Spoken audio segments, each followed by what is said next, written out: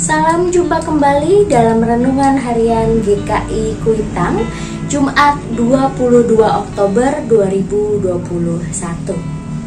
Bapak Ibu yang terkasih, pembacaan Alkitab kita pada hari ini diambil dari Injil Matius 5 ayat 23 sampai dengan 24. Yang demikian bunyinya.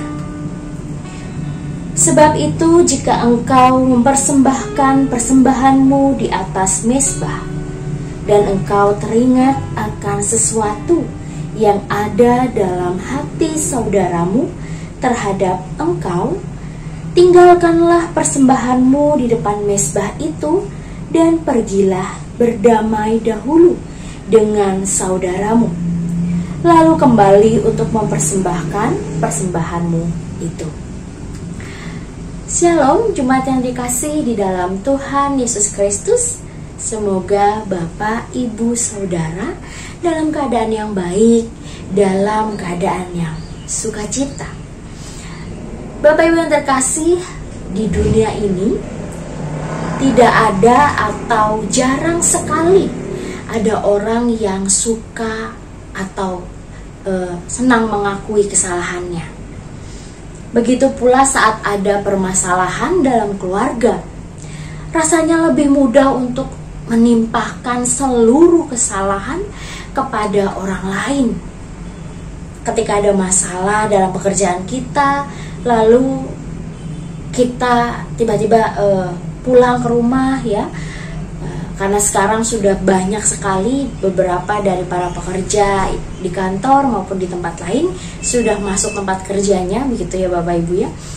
Lalu pulang ke rumah ketemu dengan keluarga, dan tiba-tiba permasalahan yang ada di pekerjaan dibawa ke dalam rumah, meluapkan emosi kepada keluarga kita. Kita jadi marah, kita jadi jengkel, dan lain sebagainya. Atau saat di tengah keluarga terjadi pergesekan, apapun yang terjadi, kita ingin mereka dulu yang datang dan meminta maaf kepada kita. Kalau tidak, pertengkaran akan terus mewarnai hari-hari kita di rumah. Atau kita akan, sudahlah, diemin aja lah, kita hindari sajalah orang tersebut gitu ya. Bahkan menghukum mereka dengan sesuatu cara gitu Bapak Ibu. Mungkin bagi kita semua itu harus dilakukan. Bagaimanapun orang yang bersalah seharusnya menunjukkan yang namanya penyesalan. Betul ya Bapak Ibu ya. Namun pernahkah kita berpikir, apakah standar kebenaran kita sama dengan standar Tuhan?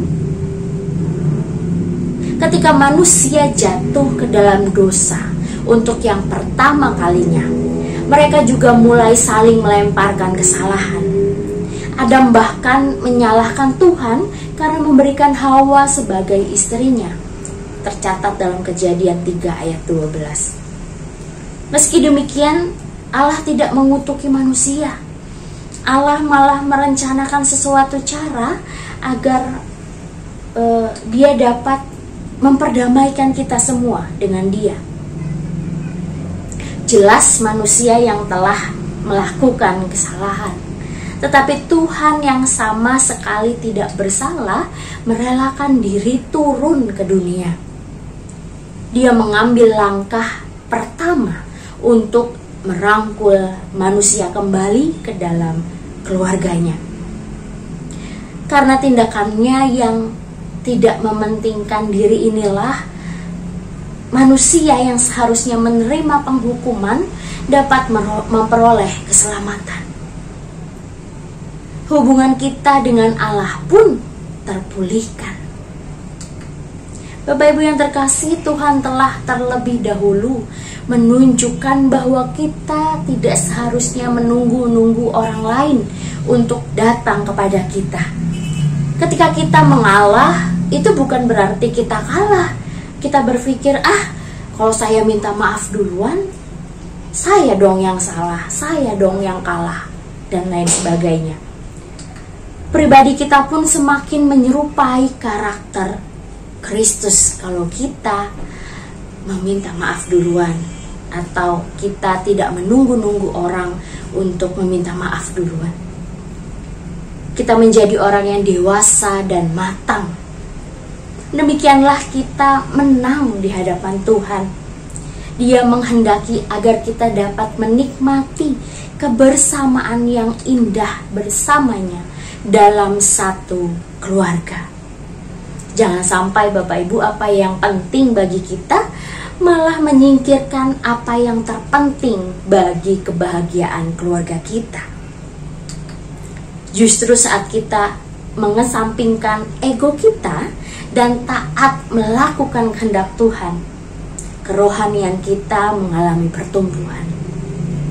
Pertanyaannya untuk kita Bapak Ibu, untuk bersama-sama kita renungkan, sudahkah kita berinisiatif? Sudahkah inisiatif ini terbangun di dalam keluarga kita? Atau masih ada ego-ego yang mengalahkan kasih kita, mengalahkan apa yang menjadi cinta kita kepada keluarga kita? Jangan sampai ego ini menjauhkan kita dari keluarga kita. Lalu pertanyaan selanjutnya, kalau inisiatif ini belum terbangun, kapan akan kita mulai dalam keluarga kita? Silahkan menjawab pribadi tiap pribadi. Selamat berproses bersama. Tuhan memberkati kita. Mari Bapak Ibu Saudara, kita berdoa.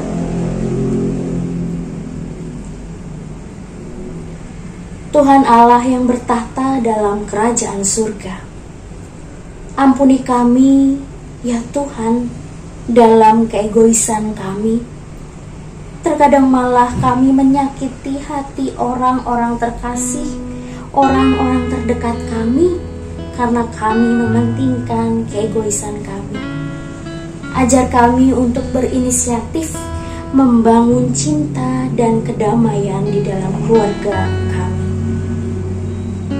Dalam nama Tuhan Yesus Kristus, kami telah berdoa. Amin.